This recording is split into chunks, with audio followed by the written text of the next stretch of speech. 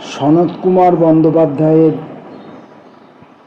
আজকের গল্পটির নাম জীবন ফেরত। জীবন ফেরত, সনৎকুমার বন্দ্যোপাধ্যায়। কান্নাকাটির পর্ব তখন মধ্য গরমে। Dhoti, panjabi, half pant, full pant, Bermuda, half হাতা, স্লিভলেস, টপলেস, সবাই কাঁদছে। কেউ কেউ আবার মরীচিকার মতো কাঁদছে। মনে হচ্ছে কাঁদছে, কিন্তু চোখে জল নেই। ওরা নিশ্চয়ই ক্রাইম ক্লাবের মেম্বার। হামুখ ওল্টানো একাদশীর চাঁদের মতো।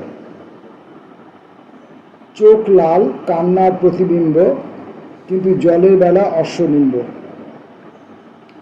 থমথম করছে পরিবেশ, গম গম করছেও বলা যায়, কেননা অনেকেই উচ্চ রলে কাঁদছেন।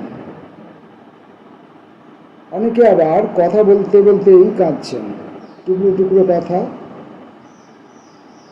কিছু বাঁশ লাগবে যে রে, ও মা গো, মাছগুলো বার করে ফ্রিজটা অফ করে দিস। কাকে বাঁশ দেবে কে জানে। আমি একটু সুবিধাজনক তফাতেই আছি, তেমন বুঝলে সটকে দেব। কান্নাকাটির রোল নেই আমার, অপেক্ষা করছি রোল কলের। শ্মশান যাত্রীদের রোল কল শুরু হলেই উঠে পড়ব ট্রাকে। একবার ট্রাকে উঠে পড়তে পারলেই আর কোনো খরচা নেই। চা, বিড়ি, সিগারেট, দুপুরের ভরপেট খাওয়া এবং শেষে অবধারিত দেশি মদ। ওখানে ওটারই চল, চলে বলেই তো চল। আর তাছাড়া মৃত্যু মানেই দেশি ব্যাপার। জীবন যখন থাকে তখন তুমি যতই বিদেশি খাও, বিদেশি পরো আর বিদেশি মাখো, মরলে পরে সেই দেশি চিতা। আর কাঠের উনুন নয় বিজলি উনুন। কাজ আর কি, লাশটা ধরে নামানো, একটু গর্ত খোঁড়া, তারপর কাঠ সাজিয়ে ঠেলে তুলে দেওয়া টঙে। বাকি কাজ তো সন্টুদা, ও সব জানে। 800 না 900 মরা পুড়িয়েছে। মাঝে একবার হয়তো বলবে, একটু খুঁচিয়ে দিতে করলাম, তা দেবো খুঁচিয়ে। আর খুঁচলেই বা কি, ঘা তো আর হবে না, যা হবার তা হয়ে গিয়েছে। ভিড় ঠেলে সামনে গেলাম। শেষ দেখা দেখেনি, এখনো গায়ে জামা কাপড় রয়েছে, পরে আর থাকবে না। জামা পকেটে অনেক সময় 2-10 টাকা থাকে। গত মাসে নন্দীপুরের পকেটে তো করে 200 টাকা পেয়েছিলাম। ফাঁক ফোকর পেলেই পকেটগুলো চেক করে নিতে হবে। পকেট বলতে দুটো সাইড আর একটা বুক পকেট। দূর থেকেই মনে হচ্ছে পকেটে কিছু আছে। 20 টাকার নোট হতে পারে, একটা গোলাপি আভা পাচ্ছি, তাই সই। কিন্তু এখন হাত দেওয়া যাবে না, যতক্ষণ না গলায় একটা মালা পড়ছে। মালা পরলেই মালা ঠিক করার ছুতোয় দুটো আঙুল পকেটে ঢুকে যাবে। রাম আর শ্যাম, ওদের ওই নামই দিয়েছি। রাম শ্যাম 2 ভাই, ছুঁয়ে বলে ছুঁই নাই। কে একজন মহিলা, লাস্টার মেয়ে বোধহয়, একটা ফিনফিনে মালা পরিয়ে দিয়ে গেল। আমল 3 তল্লা বাড়ি, 1 পাল হোঁচকা ছেলে মেয়ে, রাজ্যির জ্ঞাতি গুঁতি নাতি পুতি, আর মালাওয়ালা কোনটি। আমার রামশ্যামের একটু অসুবিধে হবে বই কি। ঘাটটা খানিক তুলে মালাটা পরাতে গিয়ে মট করে আওয়াজ হলো। তাতে ভয় পেয়ে মেয়েটা মাথাটা আচমকা ছেড়ে দিতেই ঠক করে মাথাটা বাঁশের মাচায় ঢুকে গেল। বেঁচে থাকলে বুড়ো ঠিক গাল পারত। বুড়ো যেন ঠিক পুঁই ঝাড়, বাঁশের মাচায় যত্ন করে গেরস্ত তুলে দিয়েছে। এই বেলা কাজটা সেরে রাখতে হয়। বাড়ির মধ্যে ছেলে মেয়ে, বউ, বৌমারা বেজায় কাঁদছে। ব্যস্ত মানুষ 3 জন, জামাই হবে বোধহয়, এদিক ওদিক ছুটোছুটি করছে। সুযোগটা কাজে লাগিয়ে ফেললাম, কেউ কোনো সন্দেহ করেনি। কিন্তু এক ঝলকে যা বুঝলাম, টাকা তো নয়, একটা হালকা গোলাপি খাম, তার ভিতর অবশ্য কিছু থাকতে পারে। একটু ফাঁকা জায়গায় গিয়ে দেখি খামের ভিতরে একটা লটারির টিকিটের মতো, কিন্তু কেমন যেন একটু অন্যরকম। পুরোটাই বাংলায় লেখা, খামের টিকিট, দাম, টিকিটের নাম্বার আর পুরস্কারের জায়গায় এসব কি? জীবন ফেরত lucky bumper draw number 00000000। Government of Bhutan, ticket ক্রয়ের 3 দিনের মধ্যে মৃত্যু হলে জীবন ফেরত, যেখানে যে বয়সে আছে ভিত্তিতে। মৃত্যুর 24 ঘন্টার মধ্যে লাশ এবং ডেথ সার্টিফিকেট সহ যোগাযোগ করতে হবে।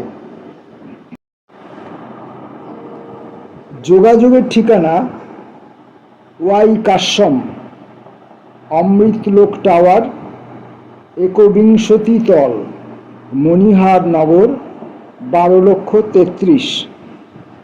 নাম শ্রী রামজীবন নস্কর, বয়স 72 বছর 3 মাস, লিঙ্গ পুং।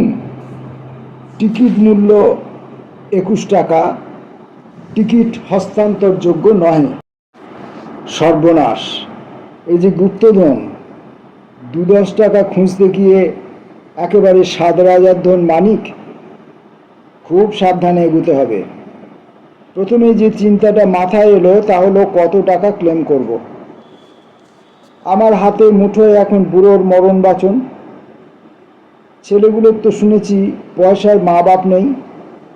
3টে ছেলের, বড়টার 2টো পেল্লা শপিং মল আছে, মেজোটা ডাক্তার, নার্সিং হোম আছে একটা, ঘরে 4টে কুকুর, তাদের আলাদা আলাদা ল্যাট্রিন, বাথরুম, কিচেন, 3টে গাড়ি। আর একটা ছেলে কি করে জানি না, তবে লোকে বলে ওর হাতের আংটিতে লাগানো পাথরগুলোর দাম নাকি 6 লাখ। বেশি ভাবার সময় নেই। বুড়ো কতক্ষণ হলো মরেছে আমি জানি না।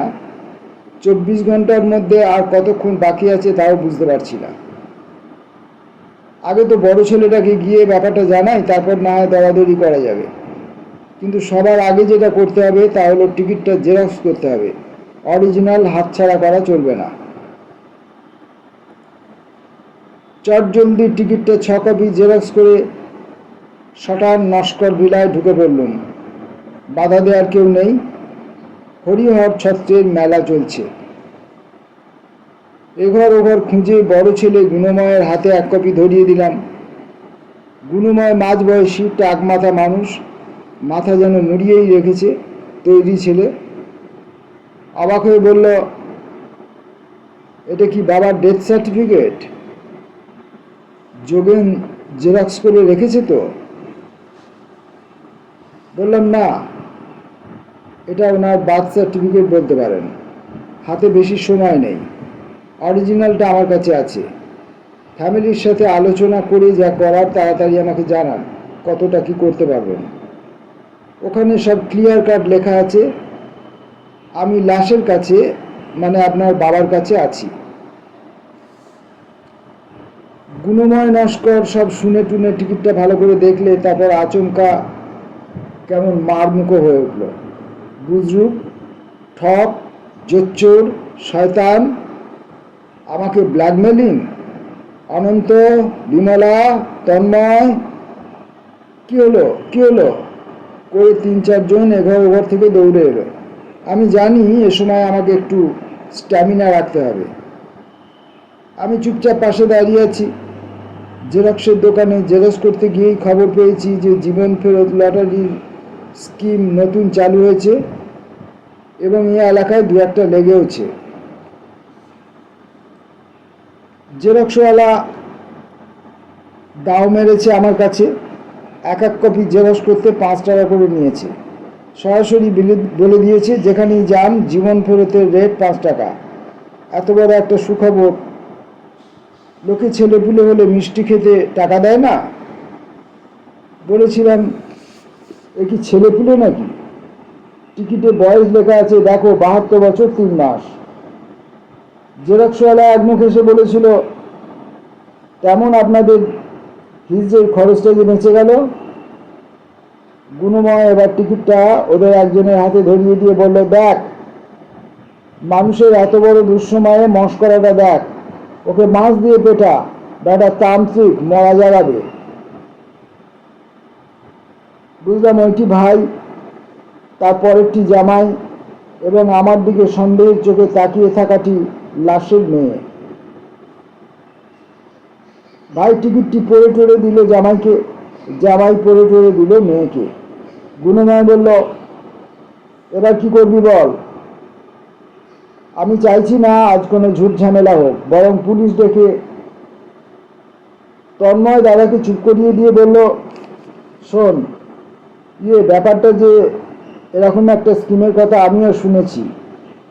এখন মানে ব্যাপার হলো যে, এবার আমার দিকে তাকিয়ে বলল, এর অরিজিনাল কপিটা কোথায় আছে ভাই? বুঝলাম টাওয়ার পেয়ে গেছি। এই জন্যই বলে না শিক্ষা দীক্ষার একটা আছে, বড়টা আকাট, ছোটটা ঠিক ঠিক জানে এসব ব্যাপার। তা বললাম যে অরিজিনাল আপনারা পেয়ে যাবেন, কিন্তু কথা হলো আমি কি পাবো? মানে বুঝতেই পাচ্ছেন আপনারা এত বড় একটা জ্যান্ত মানুষ, কত বড় আনন্দ আপনাদের আজ। বাঁশের মাচা থেকে নেমে আপনাদের বাবা আবার পালঙ্কে বসে গল্প করবেন। আপনাদের বিধবা মায়ের কথাটা ভাবুন, বট গাছের মতো আপনাদের বাবা, আপনারা আবার ছেলেপুলে নিয়ে ডালে বসে কিচির মিচির করবেন। কি দিদি, আপনার কথা তো আর বলার নয়। বাবা না থাকলে বাপের বাড়ির মজাটা ঠিক হয় না, তাই না? একটা ভাবনা চিন্তা করে নিন না। আপনারা কোটিপতি মানুষ, 2-4 লাখ টাকা আপনাদের কাছে কিছুই না। মনে করবেন কি হাসপাতালের বিল। দেখুন 24 ঘন্টার মধ্যে যেতে হবে কিন্তু। বড় গুণময় আবার বিকুলি করে চেঁচিয়ে ওঠে, কি যা তা বলছে রে লোকটা, তুই ডাক্তার হয়ে ওর কথা শুনছিস? কাল রাতের বাসি মরা, চোখে মুখে পিঁপড়ে চলে এসেছে, আর ও বলছে মরা বাঁচাবে। তন্ময় হাল ধরে এবার। এখনকার চিকিৎসা বিজ্ঞানের ব্যাপার স্যাপার তুমি বুঝবে না দাদা। কোথায় পৌঁছে গেছে মানুষ, বিশ্বায়নের যুগ। কি হয় না এ যুগে, আকাশে বিয়ে হয়, সমুদ্রের তলায় ডেলিভারি হয়। যাক সব ছাড়ো, এখন অরিজিনাল টিকিটটার জন্য তুমি কত দিতে পারবে বলো? এবার সত্যি সত্যিই খেপে ওঠে গুণময়, তুই কি ওই জোচ্চোরটার সঙ্গে শার্ট করে আমাকে ব্ল্যাকমেল করছিস? জানিস বুড়ো সত্যি সত্যি বেঁচে উঠলে সোসাইটিকে সব।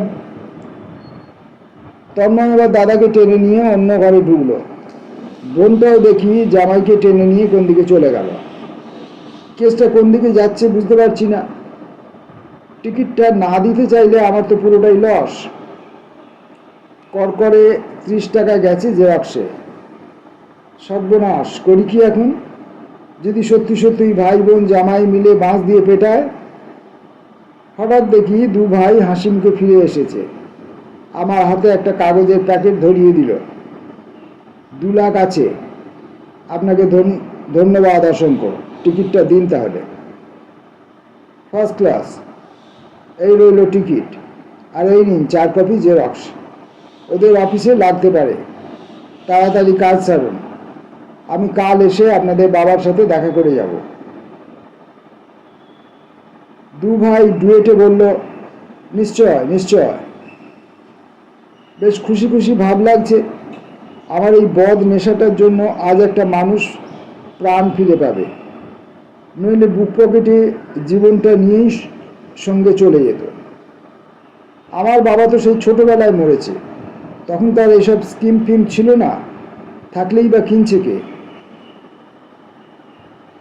21 টাকা পেলে আগে নন্দীর কেবিনে বসে আজ একটু মাল খাবো, একা একা বিলাতি। ওখানে বসে টাকাটাও গুনে নিতে হবে, ঠকাবে না নিশ্চয়ই। অতগুলো টাকা নিয়ে দিতে এলো যেন ভিখিরিকে ভিক্ষা দিতে এসেছে। একটু দেরি হলো নন্দুর কেবিনে। অতগুলো টাকা গুনে গেঁথে গুছিয়ে রাখা, তারপর পার্সে ভাজা মাছ দিয়ে হুইস্কি। কত হয়েছিল কে জানে, একটা গোটা 500 নোট দিয়ে দিলাম। ভাগ্যে কাউন্টারে নন্দ ছিল না, থাকলে নির্ঘাত সন্দেহ করত। পকেটে দেখি জীবন ফেরতের একটা জেরক্স, ফেলবো মনে করেও রেখে দিলাম। ডেরায় ফিরে যাব ভেবেছিলাম, কি মনে হলো ভাবলাম একবার বুড়োর সাথে দেখা করেই যাই, নিশ্চয় খুব খুশি হবে। নস্কর ভিলার কাছে গিয়ে দেখি তখনও লোকজন তেমনি ঘোরাফেরা করছে। এক ভদ্রমহিলাকে জিজ্ঞাসা করলাম, নস্করবাবু বেঁচে ফিরেছেন? ভদ্রমহিলা বড় বড় চোখ করে বিড়বিড় করে সরে গেলেন, মনে হলো যেন রাম নাম বলছিলেন। ভেতরে ঢুকলাম, বুড়ো তেমনি বাঁশের মাচায় পুঁই ঝাড়টি, ছড়িয়ে ছিটিয়ে অনেকের মাঝে গুণময় আর তন্ময়। কে যেন জিজ্ঞাসা করলো, বিদিশা পৌঁছাতে আর কত দেরি রে? দুই ভাইকে বললাম, এখনো যাননি? 24 ঘন্টার মধ্যে না গেলে কিন্তু আর হবে না। আমার হাত ধরে একটা ফাঁকা ঘরে টেনে নিয়ে গেল তন্ময়। আর বলেন কেন, তাড়াহুড়োতে টিকিটটা কোথায় রাখলাম খুঁজে পাচ্ছি না। সর্বনাশ! আচ্ছা কাজ করুন না, জেরক্স আছে না? সেগুলো নিয়েই না হয় একবার দেখুন না, জীবন মরণ ব্যাপার বুঝিয়ে বললে ওরা নিশ্চয়ই। কিন্তু সেগুলোও তো পাচ্ছি না, সব একসাথেই ছিল। নেশার মাঝেও খেয়াল পড়লো 1 কপি জেরক্স আমার কাছে রয়েছে। তাড়াতাড়ি ওটা বার করে বললাম, আপনাদের কপাল সত্যিই ভালো, আমার কাছে 1 কপি জেরক্স আছে, তাড়াতাড়ি করুন। তন্ময় বলল, আর কপি আছে আপনার কাছে? পকেট থাপিয়ে বললাম, আর নেই, লাস্ট কপি। বেশ, আপনি আসুন এবার, 24 ঘন্টা প্রায় হয়েই এসেছে।